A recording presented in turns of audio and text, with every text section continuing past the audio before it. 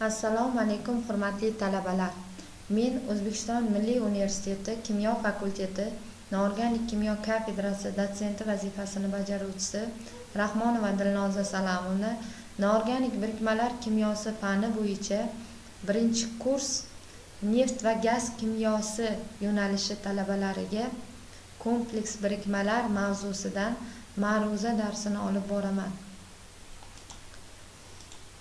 Ma'ruza rejasi Verner nazariyasi kompleks birikma hosil qiluvchilar va ligandlar komplekslarining nomlanishi IUPAC nomenklaturasi. Mavzuni yoritishda quyidagi adabiyotlardan foydalanildi. Kompleks birikmalar tarkibida biometallar va biologik faol ligandlar tutganligi sababli fanning turli sohalarida, tibbiyotda, sanoatda, qishloq xo'jaligida keng ishlatiladi.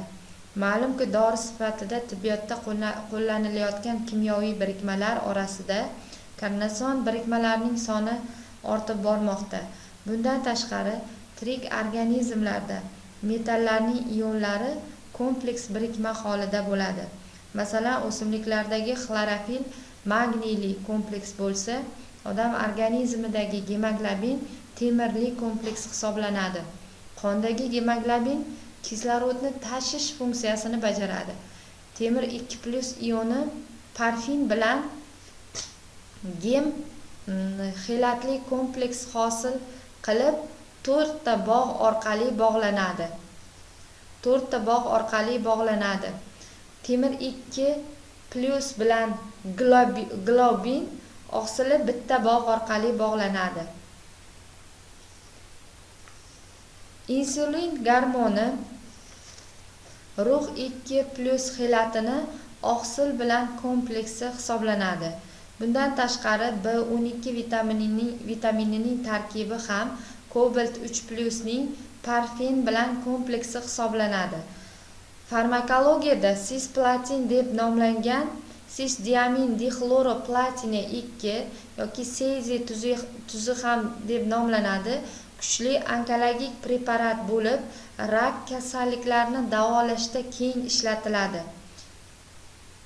Kompleks birikmalarni hozirgi kunda qator ta'riflari keltirilgan. Hozir bu ta'riflar bilan tanishib chiqamiz. Komplekslar bitta atomining bir yoki bir nechta ion yoki molekulalar bilan koordinatsiyalanishidan hosil bo'lgan birikmalardir. Bir yoki bir nechta sferalarni o'z ichiga olgan birikmalar kompleks birikmalar deb ataladi. Komplekslar bu ion va molekulalardan iborat bo'lib, markaziy atom va uning atrofida ligandlar joylashgan birikmalardir. Kompleks markaziy atom va qator ligandlar bilan o'ralgan birikmalardir. Kompleks birikmalar kristallarning tugullarida komplekslar joylashgan eritmada mustaqil mavjud bo'la oladigan birikmalardir.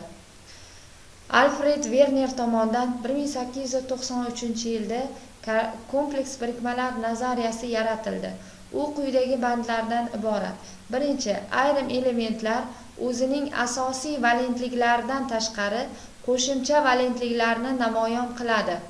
Har qaysi element o'zining asosiy va qo'shimcha valentligini to'yintirishga intiladi. Markaziy atomning qo'shimcha valentligi fazoda ma'lum yo'nalishga ega bo'ladi.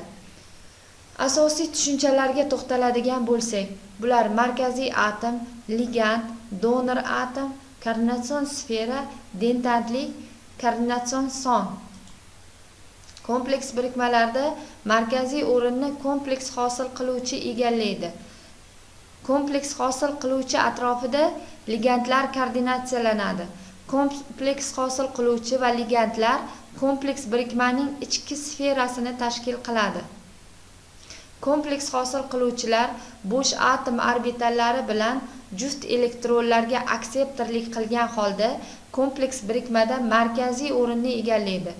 Kompleks hosil qiluvchilarga musbat zaryadlangan ionlar, neytral atom, metal mas, musbat oksidlanish darajasiga hamda kamdan kam hollarda manfiy oksidlanish darajasiga ega bo'lgan metal maslar kiradi.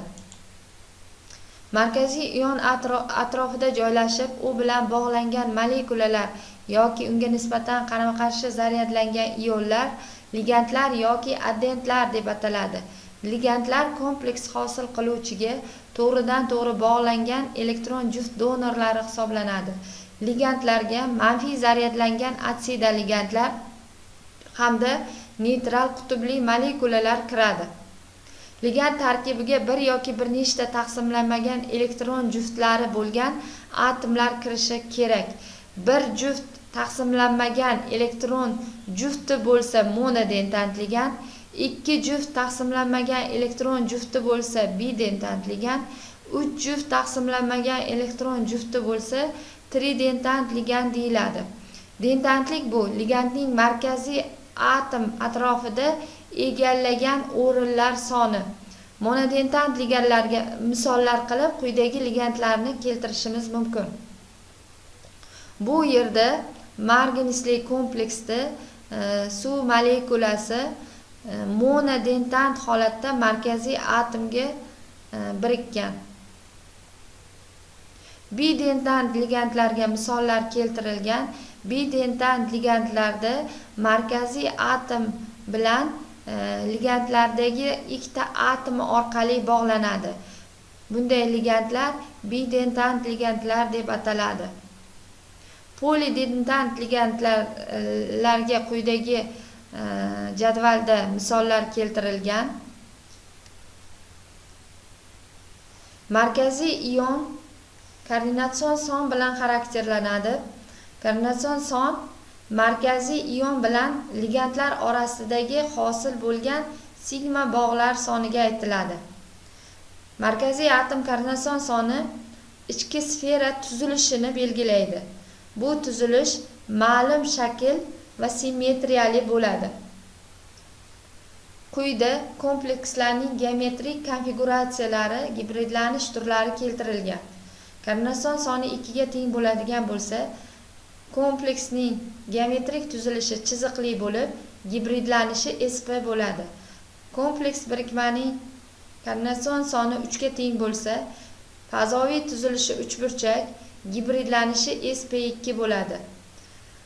Koordinatsion soni 4 ga teng bo'lganda, geometrik tuzilishi tetraeder yoki kvadrat shaklida hamda gibridlanish turi sp3, sd3 yoki sp2d ko'rinishda bo'ladi. Koordinatsion soni 5 ga teng bo'lsa, fazoviy tuzilishi trigonal bipiramida yoki kvadrat piramida shaklida, gibridlanish turi esa sp3d, dsp3 yoki sp3d, dsp3 ko'rinishda bo'ladi. Koordinatsion son 6 ga teng bo'lganda, fazoviy tuzilishi sp3d2, d2sp3 bo'ladi. Koordinatsion son 7 ga teng bo'ladigan bo'lsa, komplekslarning fazoviy tuzilishi pentagon bipiramida hamda gibridlanish turi sp3d3 ko'rinishda bo'ladi. Kompleks birikmalarni nomlashda Verner nazariyasigacha kompleks birikmalarning rangi, muallif nomi yoki olingan joyi nomi bilan atalgan. Bunday nomlanishni kompleks birikmalarning tarixiy nomlanishi deb ataladi. Quyida komplekslarning tarixiy nomlanishi keltirilgan. Misol uchun magnesning yashil tuzi, sariq qon tuzi, Berlin zangorisi, qizil qon tuzi, trumbul ko'ki va hokazo. Quyida ligandlarning IUPAC nomenklaturasi bo'yicha nomlanishi keltirilgan. IUPAC nomenklaturasi 1963-yildan boshlab IUPAC tomonidan tasdiqlangan nomenklatura bo'yicha kompleks birikmalarni nomlash taklif qilingan. Quyida norganik va organik ligandlarning tuzilishi keltirilgan hamda uning qisqartma atamalari keltirilgan. Kompleks birikmalarni IUPAC nomenklaturasi bo'yicha nomlashda avvalo komplekslarning anion, kation, neytral ekanligiga e'tibor berishimiz kerak. Kompleks birikmalarda ichki sfera zaryadiga qarab, ular uchta turga bo'linadi: kation komplekslar, anion komplekslar hamda neytral komplekslar. Quyida qator kompleks birikmalari berilgan. Demak, kation komplekslarni nomlashda dastlab ichki sferadagi ligand soni ko'rsatiladi, undan keyin ligand nomi, undan keyin markaziy atom nomi, undan keyin markaziy atomning oksidlanish darajasi va undan keyin tashqi sferadagi ion nomi ko'rsatiladi. Bunda agar ichki sferada ligandlarimiz manfiy zaryadlangan ligandlar hamda neytral ligandlar bo'ladigan bo'lsa, nomlashda birinchi manfiy zaryadlangan ligandlar nomlanadi. Agar markaziy atom doimiy valentlikka ega bo'lsa, valentligi ko'rsatilmaydi. Bu kompleksni nomlaydigan bo'lsak, tetraamin mis 2 sulfat bo'ladi. Bunisini nomlaydigan bo'lsak, xloro pentaamin platina tor xlorid, bromo pentaamin kobalt 3 sulfat. Bu komplekslarni nomlaydigan bo'lsak, diamin kumush nitrat, geksa akva alyuminiy 3 xlorid yoki bu o'zgarmas valentlikni namoyon qilganligi uchun bunda valentligi ko'rsatilmasa ham bo'ladi. Anion komplekslarni nomlashda avval kation nomlanadi. Ligandlar, ularning soni va markaziy ionga at qo'shimchasi qo'shiladi. Lotincha nomidagi "on" qo'shimchasi o'rniga at qo'shimchasi qo'shiladi. Quyida qator kompleks birikmalari berilgan va bu komplekslarni nomlab ko'ramiz. Kaliy disiano argentat, kaliy geksasiano ferrat 3, kaliy geksasiano ferrat 2, ammoniy tetraxloro digidrokso platinat 4, kaliy tetragidrokso berillat, natriy tetrayodo vismutat 3, bariy tetraradanido diamin xromat 3 deb nomlanadi. Neytral komplekslarni nomlashda dastlab ligand nomlanadi. Undan keyin markaziy atom nomlanadi. Dastlab o'sha ligandning soni, undan keyin ligand va undan keyin markaziy atom nomlanadi.